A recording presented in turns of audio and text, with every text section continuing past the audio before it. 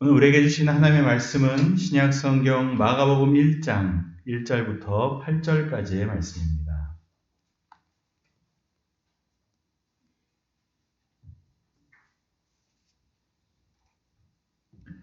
마가복음 1장 1절부터 8절까지의 말씀을 봉독해 드리겠습니다. 하나님의 말씀을 경청하시기 바랍니다. 하나님의 아들 예수 그리스도의 복음의 시작이라 선지자 이사야의 글에 보라 내가 내 사자를 내 앞에 보내노니 그가 내 길을 준비하리라. 광야에 외치는 자의 소리가 있어 이르되 너희는 주의 길을 준비하라. 그의 오실 길을 곧게 하라. 기록된 것과 같이 세례 요한이 광야에 이르러 죄 사함을 받게 하는 회개의 세례를 전파하니 온 유대 지방과 예루살렘 사이 사람이 다 나아가 자기 죄를 자복하고 요단강에서 그에게 세례를 받더라.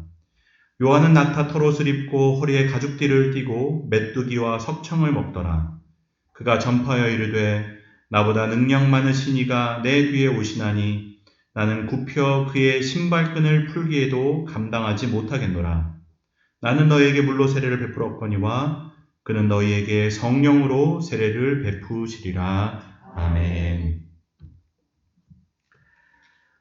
글을 쓰는 사람에게 가장 어려운 것 중에 하나가 뭐냐면 이 첫 문장을 어떻게 시작하느냐입니다. 저도 이제 매주 설교를 준비하면서 어떨 때는 이 첫 문장이 쉽게 써질 때가 있지만 어떨 때는 이게 첫 문장이 시작이 안 돼가지고 한참 동안 그냥 기다리고 있을 때도 있습니다.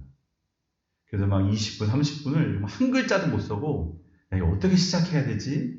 이제 고민될 때가 있습니다.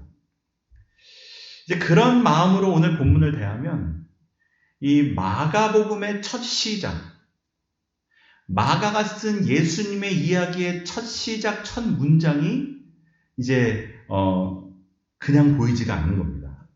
쉽게 대할 수가 없는 겁니다. 우리는 그냥 지나가듯이 읽고 그냥 그렇구나라고 넘기지만 마가는 마치 이 한 문장에 내가 앞으로 기술할 예수님에 대한 이야기를 다 담으려는 듯한 아주 중요한 문구로 이 한 문장을 채우고 있는 겁니다. 지금 마가가 뭘 쓰고 싶은 겁니까? 이 첫 문장을 볼 때 복음을 말하고 싶은 겁니다. 기쁜 소식, 좋은 소식을 내가 쓰고 싶은데 그 좋은 소식이란 게 뭐냐? 예수 그리스도라는 겁니다. 예수가 그리스도라는 겁니다. 그리고 그분이 하나님의 아들이라는 겁니다. 나는 지금 좋은 소식을 쓸 거야. 너희들에게 기쁜 소식을 쓸 건데 그 기쁜 소식은 예수가 그리스도라는 거야. 예수가 하나님의 아들이라는 거야. 그런데 여러분 이 문장을 가만히 보면 이 첫 선언이 우리가 생각하는 것보다 굉장히 도발적이고 급진적이고 또 어떤 면에서는 전복적인 문장입니다. 여러분 예수 그리스도라는 말이 우리에게는 굉장히 평범하고 당연한 얘기입니다. 그렇지 예수가 그리스도지.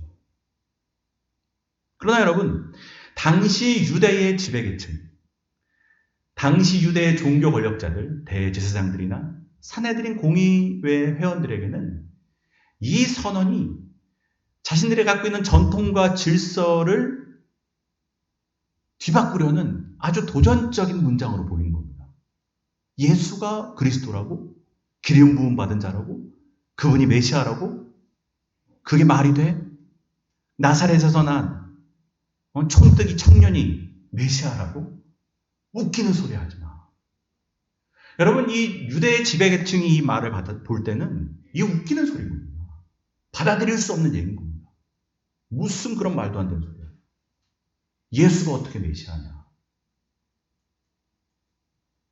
그리고 여기 이제 복음이라는 표현이 나오는데 이 복음이라는 말은 이 원어 헬라어로 유앙겔리온이라는 단어입니다. 근데 여러분 이 유앙겔리온이라고 표현하는 이 좋은 소식은 그냥 평범한 좋은 소식을 말할 때는 이 단어를 쓰지 않았습니다. 로마에서 이 복음, 좋은 소식이라는 소식이 어느 정도의 소식이냐면 로마의 통치자, 황제가 태어났거나 아니 로마 황제가 큰 전쟁에서 승리할 때 그 승전보 정도를 유앙겔리온이라고 말했습니다. 다시 말해 이 통치자의 탄생이나 전쟁에서의 승리로 인해 로마의 통치가 공고히 됐을 때, 이 로마라는 제국이 튼튼하다고 여겼을 때 나오는 그러한 소식들을 유앙겔리온, 좋은 소식이라고 말했던 겁니다. 근데 여러분, 지금 마가는 예수님에 대해 얘기하면서 이 소식은 유앙겔리온이다라고 말하는 겁니다. 마치 로마의 황제가 태어난 것처럼, 마치 로마가 큰 승리를 한 것처럼, 이거는 그런 소식이라는 겁니다.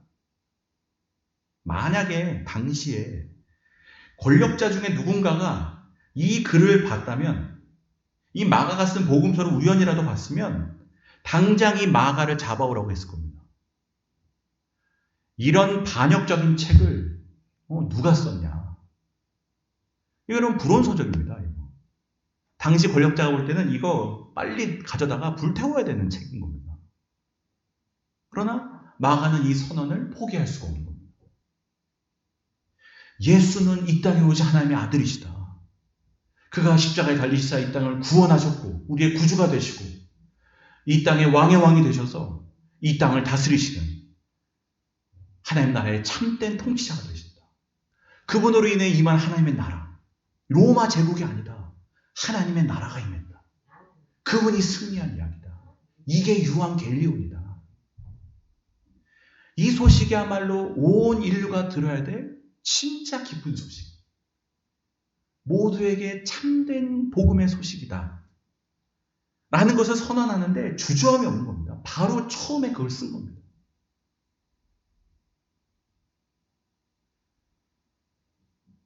여러분, 마가는 이 글을 읽는 독자들이 이 글을 읽고 예수가 그리스도구나. 예수가 기름 부음 받은 자 메시아구나. 그분이 온 인류를 다스리시는 하나님 나라의 왕이시구나를 깨닫기를 원했던 겁니다. 근데 여러분, 한번 생각해 보십시오. 이 소식이 진짜 여러분에게 유앙겔리온, 복음, 기쁜 소식이 됩니까? 그러면 다행입니다. 근데 여러분, 이 이야기가 대부분의 사람들에게는 기쁜 소식이 아닙니다. 이게 복음이지만 복음이라고 들리지 않는 겁니다. 마치 저 사우디가 엑스포 유치한 것처럼 우리와는 전혀 상관없는 이야기 같은 겁니다. 이게 유앙겔리온이야? 이게 기쁜 소식이야? 여러분, 마가는 이 전복적인 선언을 자신의 목숨을 내놓고 글로 쓸 정도로 중요하지만 사실은 우리에게는 그 정도의 사건으로 다가오지 않는다는 겁니다. 이런 우리의 마음을 조금 더 자세히 들여다보려면 이 마가가 2절과 3절에서 인용한 이사야의 본문으로 돌아갈 필요가 있습니다. 오늘 2절, 3절을 보면 마가가 복음서를 시작하면서 선지자 이사야의 글을 인용합니다. 보라, 내가 내 사자를 내 앞에 보내노니 그가 내 길을 준비하리라. 광야에 외치는 자의 소리가 있어 이르되 너희는 주의 길을 준비하라. 그의 오실 길을 곧게 하라. 여러분, 이 본문은 이사야 40장에 나오는 말씀입니다. 여러분 주보를 보시면 아시겠지만 성서 전과의 또 다른 본문이 바로 이사야 40장 1절부터 11절까지의 말씀입니다. 그래서 이 말씀이 사실은 오늘 마가가 인용한 바로 그 본문입니다. 우리가 이제 이사야 40장을 찾아오진 않겠지만 이 40장의 내용이 그렇습니다. 이사야 40장은 이스라엘 민족이 바벨론 포로의 거의 마지막 때쯤 선지자가 받은 말씀을 이제 전하는 내용입니다. 포로 중에 있는 이스라엘 백성이 받은 말씀이라고 볼 수 있습니다. 근데 여러분, 이 40장이 아주 중요한 전환점인 이유가 뭐냐면 이사야 40장이 그 전까지 39장까지는 심판의 메시지가 주를 이뤘다면 이 이사야 40장부터는 이 위로와 회복의 메시지가 시작이 됩니다. 그래서 여러분 39장까지의 내용과 40장 이후의 내용이 완전히 대비가 됩니다. 40장부터는 하나님께서 이 이스라엘 백성이 이루실 회복의 말씀, 다시 일어남의 말씀을 기록하고 있는 바로 그 시작이 되는 말씀이 이사야 40장의 말씀입니다. 그래서 이사야 40장 1절이 어떻게 시작되냐면 너희는 위로하라, 내 백성을 위로하라 라는 말씀으로 시작이 됩니다. 왜 위로하냐면 2절에 보면 이는 내 노역의 때가 끝났고 내 죄가 사하여졌다. 이렇게 말씀하심으로 하나님께서 이사야를 통해서 주셨던 이 회복의 메시지가 시작이 됩니다. 바벨론 포로 생활하면서 지쳐있고 힘들고 어려움 가운데 있는 백성들에게 하나님이 위로를 받아라. 위로해라. 너 가서 위로해줘 내 백성을. 그리고 그들에게 말해줘. 근데 이 위로가 그냥 말뿐인 위로가 아닙니다. 실체가 있는 위로입니다. 네 노역의 때가 끝났고 네 죄가 사하여졌다. 그렇게 외쳐라. 이 선지자에게 그렇게 말씀하시는 겁니다. 그런데 여러분, 이 말씀을 받은 선지자 입장에서 한번 생각해 보십시오. 선지자의 하나님의 말씀을 그대로 전하는 사람이기 때문에 전해야 되겠지만, 내가 이 말씀을 전한다고 진짜 이스라엘 민족이 위로를 받을까? 이게 그들에게 참 소망이 될까? 라는 생각이 드는 겁니다. 심지어 이 말씀을 듣고 있는 선지자 자신도 이 말씀의 위로가 되는지 안 되는지 모르겠습니다. 왜 그렇겠습니까? 노역의 때가 끝났다고 말씀하시지만 바벨론이 그대로 있습니다. 우리는 그대로 포로입니다. 저 바벨론이라는 제국은 영원할 것 같고 우리의 포로 생활은 끝날 것 같지 않은 겁니다. 말씀은 말씀이지만 현실의 자리가 너무 동떨어져 있는 겁니다. 뭐 위로해?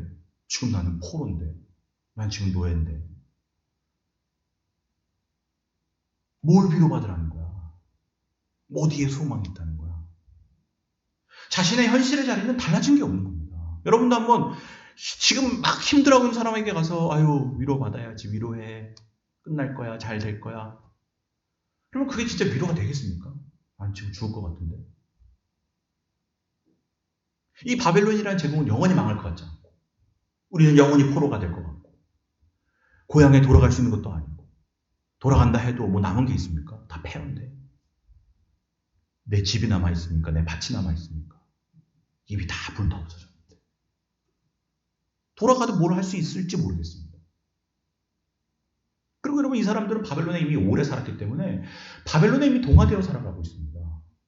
여기서 이제 애 낳아서 애 키우고 있고 이제 여기 사람으로 잘 자라고 있고 이제 여기서 어떻게 살아야 될지를 알게 됐고 이제 여기 좀 적응이 됐는데 이제 와서 끝났다고 그러면 어떻게 합니까?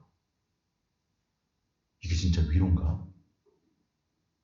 그래서 여러분, 이사야 40장에 보면 선지자가 하나님께 되묻습니다. 자기도 이게 이해가 안 되니까 되묻습니다. 뭐라고 되묻냐면 내가 무엇이라 외치리이까? 라고 하나님께 되묻습니다. 하나님, 나보고 무슨 얘기 하라고요? 이렇게 무기력해 있고 절망 가운데 있고 고통 가운데 백성들, 바벨론은 저렇게 힘이 여전히 있고 우리는 다 지금 죽어가고 있는데 뭘 위로하라는 겁니까? 내가 무슨 말을 하리이까? 그때 하나님께서 그 선지자에게 주셨던 말씀이 아주 유명한 말씀입니다. 우리가 잘 아는 말씀. 풀은 마르고 꽃은 시드나 여호와의 말씀은 영원히 선다는 겁니다. 그게 바로 그 질문에 대한 하나님의 대답이었습니다. 이 대답이 무슨 의미겠습니까? 눈에 보이는 것보다 더 분명한 것이 하나님의 말씀이다. 네 눈에 보이는 것들은 다 마르고 시들 거야. 바벨론이 영원할 것 같은 것, 그거 시들 거야.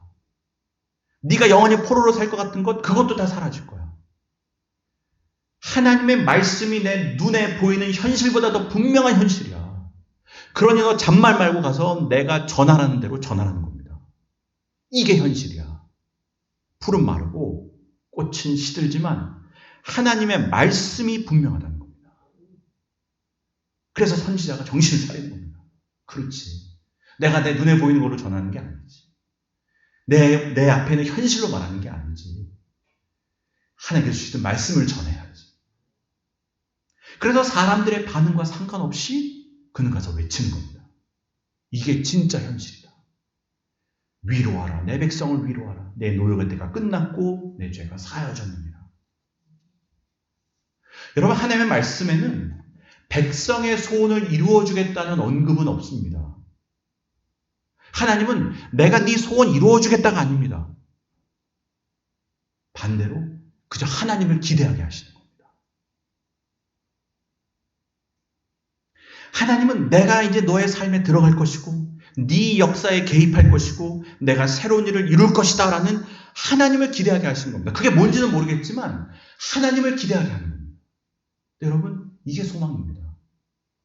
내 소원이 이루어지는 게 소망이 아니고 하나님이 내 삶에 역사하신다는 게 소망인 겁니다. 왜 그렇습니까? 하나님께서 우리에게 행하고자 하시는 일은 내가 소망하는 것과는 비교할 수 없는 겁니다.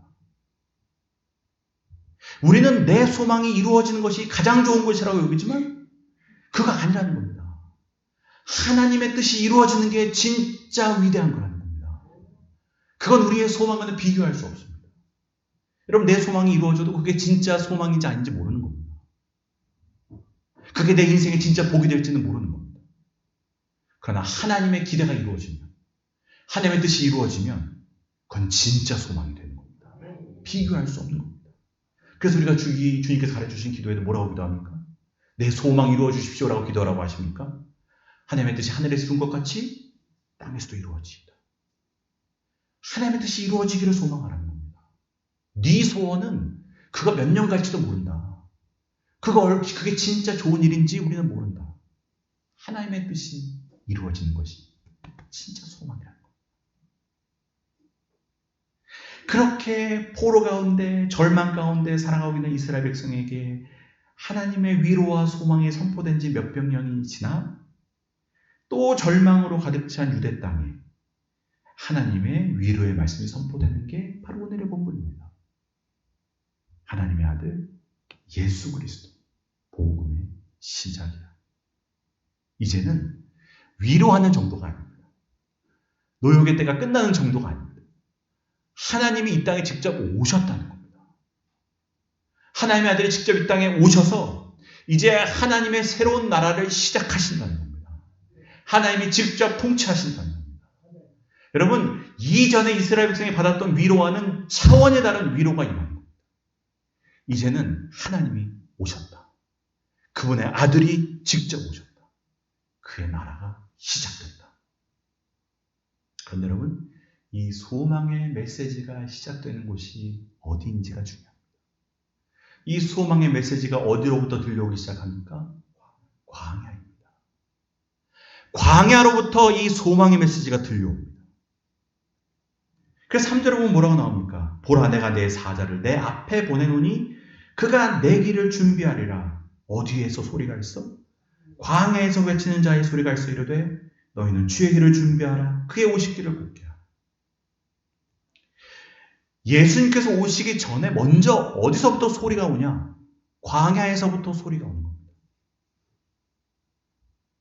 그래서 이 광야로부터의 소리가 누구냐? 광야에 있었던 세례 요한이라는 겁니다. 4절에 나옵니다. 세례 요한이 광야에 이르러. 여러분, 광야는 하나님의 역사가 시작되는 곳입니다. 그래서 여러분, 이사야 40장에도 뭐라고 나오냐면 너희는 광야에서 여호와의 길을 예비하라. 사막에서 우리 하나님의 대로를 평탄케 하라 라고 기록되어 있습니다. 광야에서 준비되고 광야에서 소리가 들려옵니다. 여러분, 광야는 새로운 변화가 시작되는 곳입니다. 여러분, 하나님의 일이 제국의 중심이었던 로마에서 시작된 것도 아니고 이 유대 땅의 중심인 예루살렘에서 시작되는 것도 아닙니다. 하나님의 일이 어디서부터 시작됩니까? 광야로부터. 광야에 임한 말씀으로부터. 광야에서 들려오는 소리로부터 이 모든 새로운 역사가 시작되는 거예요. 여러분, 이 광야라는 곳이 어떤 곳입니까? 하나님께 집중할 수 있는 곳입니다. 하나님께 집중하는 곳. 하나님의 소리를 들을 수 있는 곳. 내 시선을 빼앗아가는 것이 없이 오롯이 하나님과 함께 독대하고 마주할 수 있는 곳. 그렇게 내 마음을 돌아보게 되고 내 중심을 돌아보게 되는 곳. 그곳이 광야 아닙니까? 그래서 하나님께서는 항상 이스라엘 민족을 광야로 이끌어 가십니다. 출애굽을 한 이후에도 이스라엘 민족을 광야로 이끌어 가시는 겁니다. 광야에서 율법을 주십니다. 광야에서 만나 주시는 겁니다. 광야에서 하나님의 백성으로 만들어 가시는 겁니다. 광야는 그렇게 새로운 역사가 시작되는 곳입니다. 여러분, 광야에서 외치는 자의 소리가 있었던 것은 절대로 우연이 아닙니다.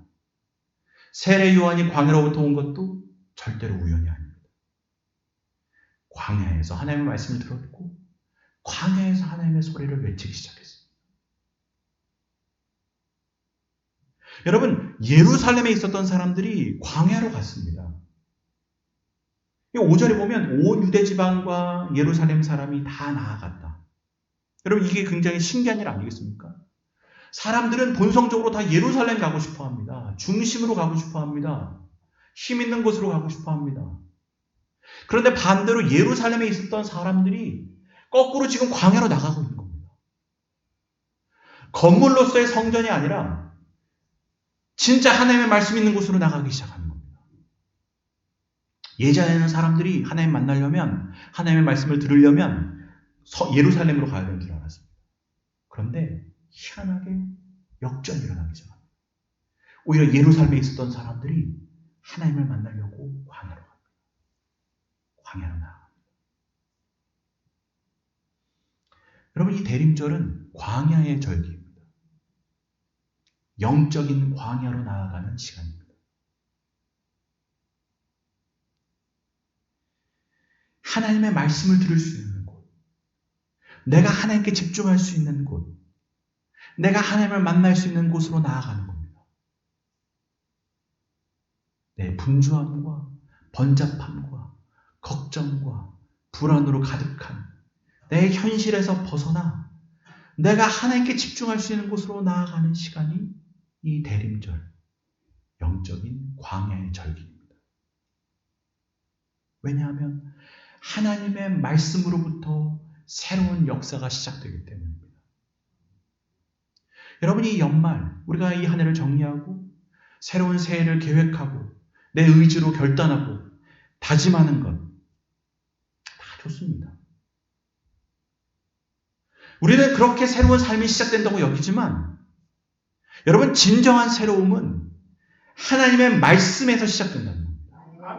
그게 오늘 본문이 우리에게 보여주는 겁니다. 광야에서 새로운 역사가 시작되는 겁니다. 우리는 이 모든 번잡스러움에서 벗어나 하나님의 음성을 더 또렷이 들을 수 있는 곳으로 나아가야 되는 겁니다. 거기서 진정한 새로움이 시작됩니다. 진정한 변화가 시작되는 겁니다. 여러분, 새로움을 원하신다면 하나님의 말씀으로 나아가야 됩니다. 광야로 나아가야 됩니다. 하나님께 집중해야 됩니다. 그래서 오늘 진짜 그 변화가 일어나는 현장이 여기 나옵니다. 5절에 보면 사람들이 다 그곳으로 나아가 자기 죄를 자복하고 요단에서 그에게 세례를 받았더라라고 기록하는 겁니다. 광야로 나가서 하나님의 말씀을 들은 사람마다 자기 죄를 자복하는 역사가 일어났습니다. 실제적인 변화가 일어나는 겁니다. 왜 자복할 수 있었습니까? 말씀이 거울이 됐던 겁니다. 여러분, 말씀은 거울이 되는 겁니다. 나를 보게 하는 겁니다. 내 중심을 보게 하는 겁니다. 내 마음을 만나게 하는 겁니다. 분주하게 살 때 못 봤던 내가 보이는 겁니다. 내 생각으로 살았던, 세상의 소리로 이끌려 살았던 그 내가 아니라 진짜 나를 만나게 되는 겁니다. 말씀은 나를 보게 합니다. 이게 여러분, 제가 지난주에 드렸던 말씀입니다. 내 중심을 보게 하는 겁니다. 여러분, 내 중심의 주님을 모시려면 먼저 내 마음에 뭐가 있는지를 봐야 되는데, 이 마음에 있는 걸 보려면 말씀이라는 거울에 대야 보이는 겁니다. 아, 내 마음이 뭐가 문제구나. 어디가 병들었구나.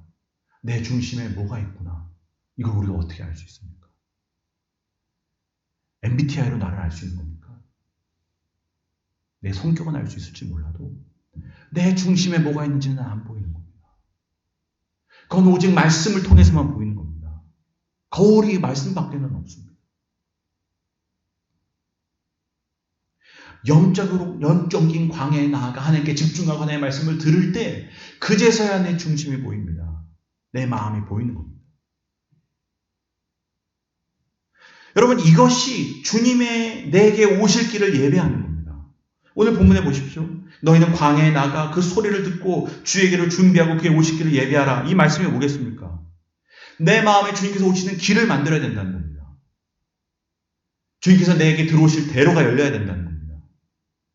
그 길을 만들라는 겁니다. 광야로 나가 거기서 준비하라는 겁니다. 하나님께서 내게 오실 길. 여러분, 하나님의 말씀은 살아있고 운동력이 있어. 내 마음에 들어갈 때 이게 그냥 있지 않는 겁니다. 움직이는 겁니다. 역사하는 겁니다. 변화시키는 겁니다. 자기자로 자복했다는 말이 뭐겠습니까? 자복함. 내 안에 중심이 달라지는 역사가 일어나는 겁니다. 그전까지는 내가 내 인생의 주인 되어 살았고 내 마음의 중심이 나였고 내가 중심이 있어 살았는데 이제 내 삶의 변화가 일어나는 겁니다. 예수가 그리스도가 되는 겁니다.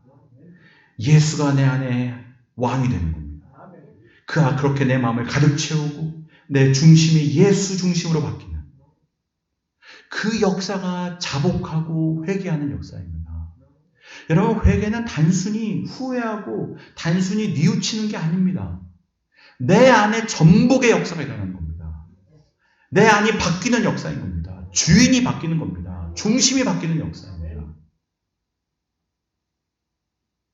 제가 앞에 마가복음 1장 1절의 선언이 당시 로마와 유대 귀족들에게 전복의 선언처럼 들리는 것처럼 그 전복의 역사가 이 안에 일어나는 겁니다. 이 안이 바뀌는 겁니다. 누가 왕인지가 바뀌는 겁니다. 그때부터 내 안에 예수님이 커지기 시작합니다. 이전까지는 내 소원이 중요했고 내 기쁨이 중요했고 내 바람이 중요했는데 이제는 내 안에 예수가 중요해집니다. 주님 닮아가는 게 중요한 겁니다. 더 주님께 쓰임받는 인생이 되는 것이 중요해지는 겁니다. 여러분, 이게 바뀌는 역사, 자복의 역사, 전복의 역사. 그래서 예수님을 옳게 믿으면 믿을수록 점점 내 인생과 내 중심에 예수님의 자리가 커집니다. 그런 고백이 오늘 나오는데 7절에 보십시오. 세례 요한에게 예수님이 어떤 존재였습니까? 그가 전파하여 이르되 나보다 능력 많으신 이가 내 뒤에 오시다니 나는 굽혀 그의 신발끈을 풀기에도 감당하지 못하겠노라. 여러분, 세례 요한 안에는 이미 예수님이 커져 있는 겁니다. 얼마나 커져 있습니까? 나는 그분 앞에 너무 작은 존재입니다. 그분의 신발끈 하나 내가 풀기에도 합당하지 않다. 그는 흥하여야 하겠고 나는 쇠어야 하리라. 여러분, 내가 내 인생의 주인공이 아닌 겁니다. 예수가 내 인생의 주인공이 되는 겁니다.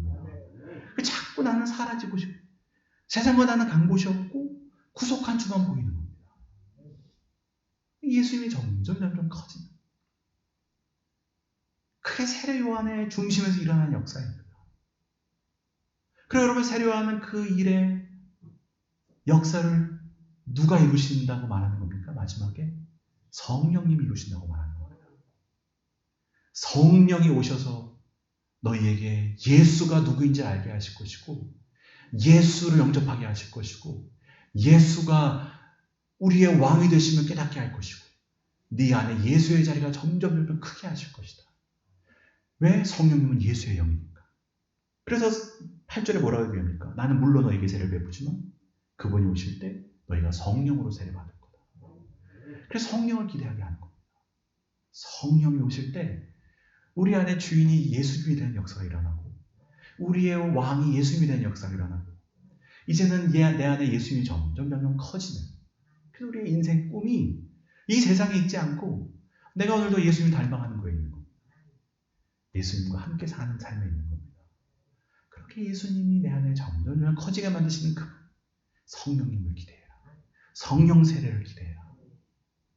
그분이 내 안에 오셔서 예수님이 왕이심을 알게 해주실 것이다.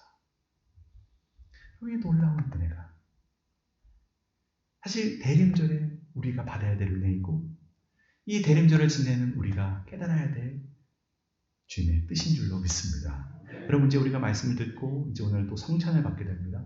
이 성찬이 뭡니까? 성찬은 우리가 예수님과 연합하는 은혜를 누리는 시간입니다. 예수님께서 우리 가운데 오셔서 우리가 하나이심을 우리가 이 떡과 잔을 받으며 우리의 몸으로 우리의 마음으로 느끼고 깨닫는 시간입니다. 여러분, 이 떡과 잔을 받으면서 이 자리에 계신 모든 분들이 예수님과 연합되어지는 은혜를 누리게 되시기를 주님의 이름으로 축복합니다. 그렇게 또 여러분의 심령 가운데 예수님이 찾아가셔서 주의 성령께서 역사하셔서 여러분의 삶의 중심에 예수님을 모시고 그 예수님이 점점 여러분의 삶에서 더 커지는 은혜를 누리게 되시는 이 복된 대림절 또 우리의 삶이 되시기를 주님의 이름으로 축복합니다. 기도드리겠습니다. 하나님 아버지, 이 시간 우리 모두를 주의 성령으로 충만하게 하여 주시옵소서. 성령께서 오셔서 우리의 마음마다 우리의 깊은 어둠과 상처의 골짜기가 도두어지고 우리의 고집과 아집의 언덕이 낮아지고 고르지 아니한 곳이 평탄케 되어지며 험한 곳이 평지가 되어지는 은혜를 허락하여 주시옵소서. 그렇게 우리 가운데 예수님이 오실 대로가 나게 도와주시옵시고 그 길을 통해 우리의 심령 가운데 우리의 중심 가운데 예수님을 모시며 예수님의 은혜 가운데 또 예수님의 충만하신 가운데 살아가는 우리 모두가 되게 하여 주시옵소서. 이제 또 주님께서 주시는 이 떡과 잔을 받을 때에 주님께서 주시는 은혜를 누리며 우리가 주님과 하나 되는 은혜를 누리게 하여 주시옵소서. 예수 그리스도의 이름으로 기도드립니다.